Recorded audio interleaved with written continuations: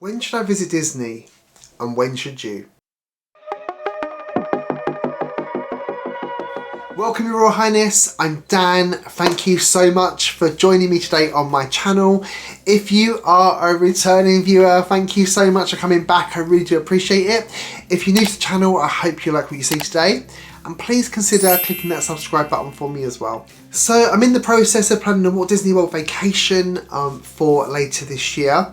And I thought what I'll do is I'm kind of going to do a little series of vlogs to show you the planning process, what things I take into consideration when booking my trip, and also to show you how to do things as well.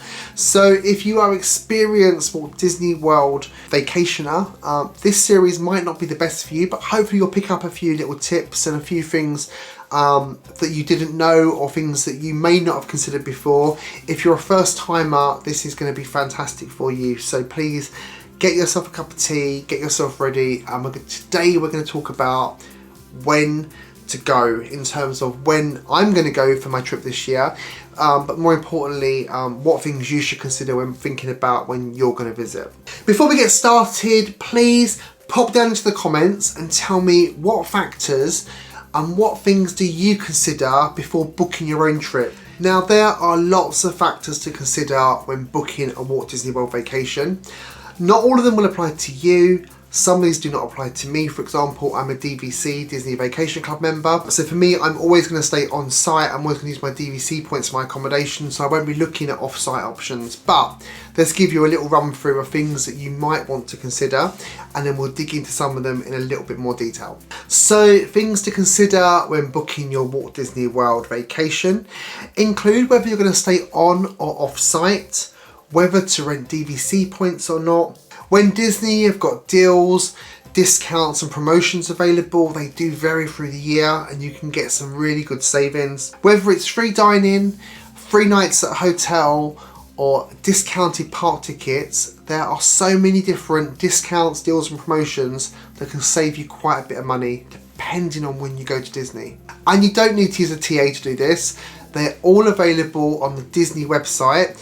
And when you book, the deal is applied. If a better deal comes out, you can call Disney yourself and ask them to switch your deal. So they'll take away the deal that you had originally and give you the better one. So for example, if you were to book with free dining and then free nights came up, and free nights at your resort was going to be a better saving than the free dining was, then you can call up and get the deal switched. Disney are very, very good at accommodating those changes for you. Just be aware though, that your existing deal could be better than the new deal. So you need to kind of do the math and work it out. We had a free dining deal when I went in 2019 with my family. We all got the free Disney dining plan, great. And that deal was better for my brother and sister-in-law and for my parents because there was two of them in a room. So they got the free dining for two people. I was in a room on my own, so I only had the free dining for one person. When they brought out the free nights and you got free nights stay, that actually worked out better in terms of the saving for me personally, but would have been worse for my parents. So you just got to do the math a little bit. The weather is a huge one for me. The weather in Orlando, in Florida, varies so much. You've obviously got the wet period, you've got the super hot period, you've got the hurricane season, so lots and lots to consider in terms of weather. Let's talk about the weather. And yes, I am sitting in London at the moment. It's raining outside. You might be able to hear the rain. It's wet, it's miserable. But let's talk about the weather in Florida. Now, let's start by saying that November through to February is cooler. And in the evenings, you might actually need a jumper because it can be a little bit chilly. Now, when I say that, I am not comparing that to the UK at all. It is still going to be much nicer in Florida than it is here in the UK. But a lot of my American friends say that they get chilly and need a jumper. I will experience that this year, so I'll tell you if you need a jumper or not. I will take one just in case. July and August are the hottest months of the year, and it is really hot. So if you're going to go July and August, you need to be prepared for that heat. If you're not used to it, it might be a little bit difficult going to the parks because it is really, really hot. You need to hydrate all the time. I don't show you that, I'm sure. But July and August are the hottest months. Let's talk about the rainy season. Now, the wettest months are June through to September, with April and November being the driest months. So if you don't like the rain, April and November are your time to go. But if you're going to go through that summer period, just be prepared for the rain. It will rain a lot. It will rain very, very hard. But typically the rain comes down, pours down, and then it will dries up again quite quickly because it's so hot. So hopefully the rain won't deter you completely. Although the next thing that I'm going to talk about might. Hurricanes. Hurricane season is June through to October, with the kind of the peak period, the peak risk period being mid-August through to mid-October. So if you do want to avoid the risk of having your trip cancelled, delayed, disrupted, you may wish to avoid that period of time. School holidays, the price goes up and the crowds increase. So for some of you, you'll have no choice but to go during school holidays. I appreciate that. But for me, I avoid them like the plague. Anything I can do to get a lower crowd, I am going to avoid it. This might seem like quite an obvious thing to tell you, but did you know that American school holidays are different to British school holidays? And also in America, they vary state by state. So school holidays in America start as early as the beginning of June, but can run all the way through till September. So that's quite a big window of time when the American kids are off school. So let's move on to crowds. Obviously, school holidays do increase the crowds, but there's other things like federal holidays, such as Labor Day, that do as well. And there are some times of the year that you could not pay me to go to Walt Disney World. Those times being spring break, Thanksgiving, and the week around Christmas and New Year, between Christmas and New Year. Oh my goodness, the crowd calendar shows it at 10 every day. No, I'd rather not go. There's other events as well that will increase the crowds. Things like the first day or the last day of an Epcot festival, Run Disney events, and if an attraction was to be opening or closing, that will see an increase as well. Now, there are crowd calendars online which give you an indication of how busy the parks will be on a day-to-day basis, and it'll also tell you which park to avoid on what day. These crowd calendars are your friend, and I encourage you to use them both when you're planning when to go and also closer to your trip when you're planning what you're going to do each day, because they'll tell you which park is going to be the quietest, which park is going to be the busiest, so you can have a much nicer vacation with less crowd just by visiting different parks on different days. Lastly, did you know that some airlines do off-peak flights? Well, British Airways do. So if you were to fly on an off-peak day, your flight is cheaper than flying on a peak day. Typically, the off-peak days are certain times of the year when it's not a busy route, or during the busier times on weekdays. So look out for off-peak flights, as well as this could also affect when you visit Disney if you want to save a bit of money. All of these things are things that I take into consideration when I book my Walt Disney World trip. But also as well, because I'm a shift worker, there are certain times of the year that I cannot take leave. I'm not allowed to take off my nights. I'm not allowed to take off my weekends. I'm scheduled to work.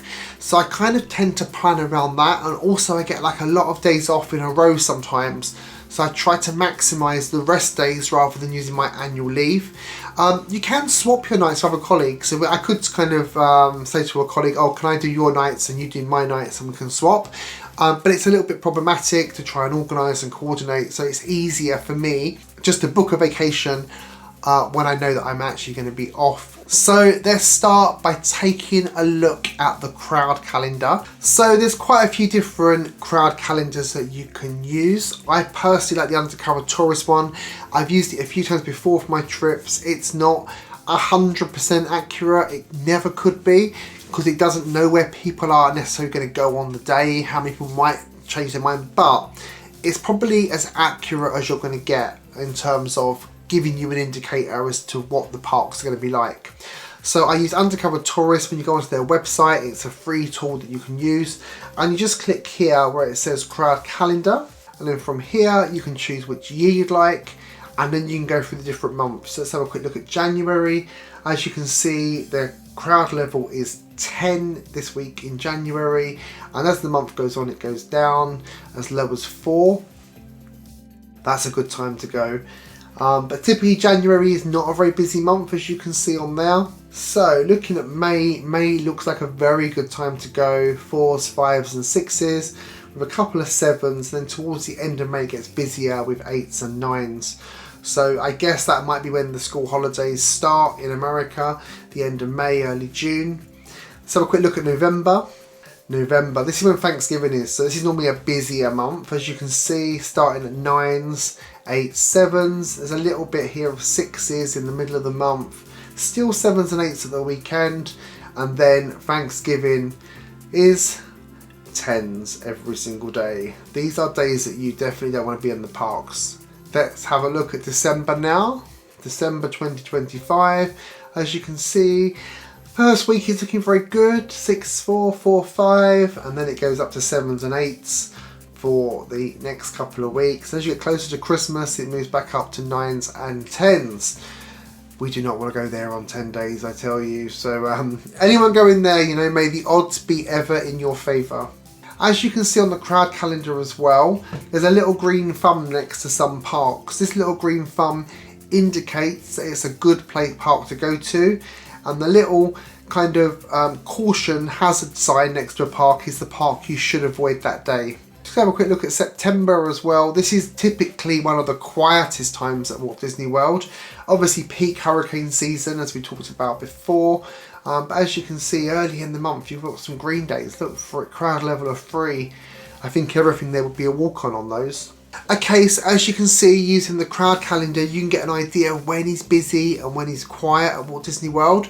It's never quiet, actually. That's a kind of a little bit of a misspeak. It's never quiet. It's always going to be busy, but there are times when it's going to be really busy, and hopefully just showing you that gave you an idea of when is a kind of quieter time and when is a really busy time. So let's have a look at my shifts for next year and see when would be a good time to go to Walt Disney World. Now January was a quiet time on the crowd calendar, but as you can see in January I've got a week of night shifts, which mean I cannot take leave there. That would make it a little bit difficult. As we come down to April, again I've got a week of night scheduled there in April, which means I cannot take that week off without swapping it. And then also in April I've got another weekend on that I'm due to work, another day shift weekend. May is looking alright. May I could get time off. September's looking good. September I've got training weeks, I've got cover weeks, I've got a week of earlies, a week of lates. All of those can be taken off. And here at the end of October, beginning of November, I've also got a set of nights. And then we move down to December, where I've got a training week. I've got 2 weeks of covers. I've got an early week. This is all time I can get off quite easily. So based on my shift pattern, the best times to go would be May or December. I've never been to Walt Disney World before at the holidays and seen all the Christmas stuff. I've never been to the Christmas party. I've never seen the gingerbread house. I've never seen all the Christmas trees. So I'm thinking that December might be a good time to go. Now this period, as you saw on the crowd calendar, it's not a super busy time of the year, which is good. It's not within the hurricane season, which is also good. There's no school holidays around there, which is also good. Let's take a quick look at the DVC points per night to stay there during that period, just so I can get a rough idea of how much it's going to cost us in terms of points, and to make sure we've got enough points to stay without having to pay for accommodation out of pocket, as at the moment we're saving for the wedding and I don't really want to spend money unnecessarily. So let's have a quick look at that. So this is the DVC members website, where you can go on and you can pull up points charts which show you how many points it is per night to stay at each of the DVC resorts. You can then scroll down to see all the different resorts in the Disney Vacation Club. You can choose the resorts that you want. Our home resort is the Grand Floridian, so I will probably stay there for part of the trip. So let's have a look at the 2025 vacation point allocation per room. So September, as I said before, is the quietest time and it's the cheapest time in terms of the points.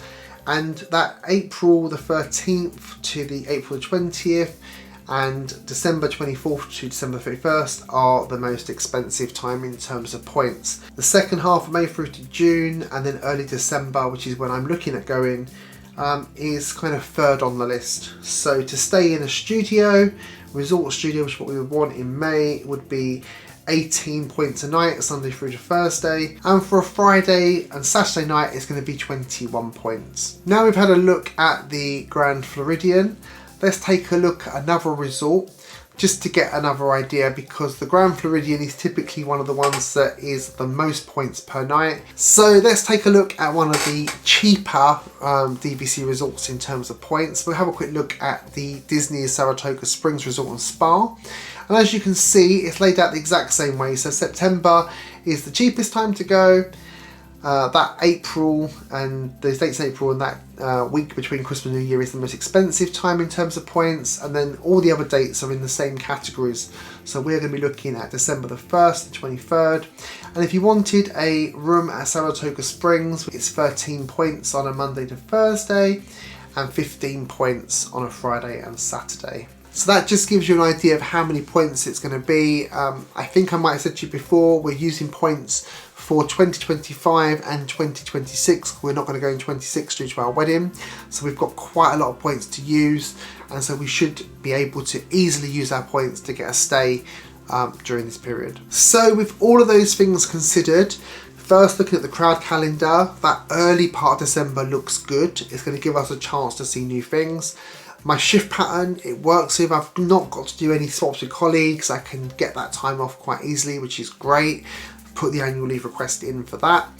And then looking at the points, we're going to have 375 points to spend on this trip, which is going to be a lot. And looking at those points charts, we should be able to make that work as well. So I think that's what we're going to do. Just need to speak to David, get him to confirm as well that he's happy with that, and then we can get booking. So the next episode in this series is going to be looking at booking the flights, booking the park tickets, and also making the reservation for the DVC. And I'm going to bring you along on every step.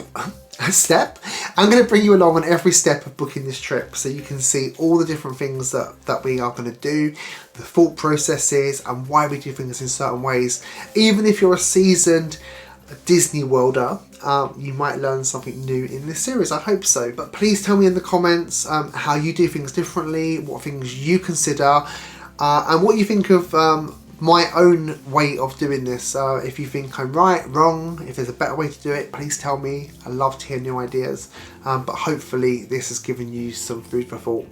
If it has, please give it a big thumbs up. I'd really appreciate that. And there'll be another video in this series coming out very soon. Like I say, looking at flights, booking DVC, and booking theme park tickets. So yeah, stand by for that. Anyway, thank you so much for watching today. If you're still here, I'm really, really grateful. If you have enjoyed this video, please give it a big thumbs up. Share it with your friends.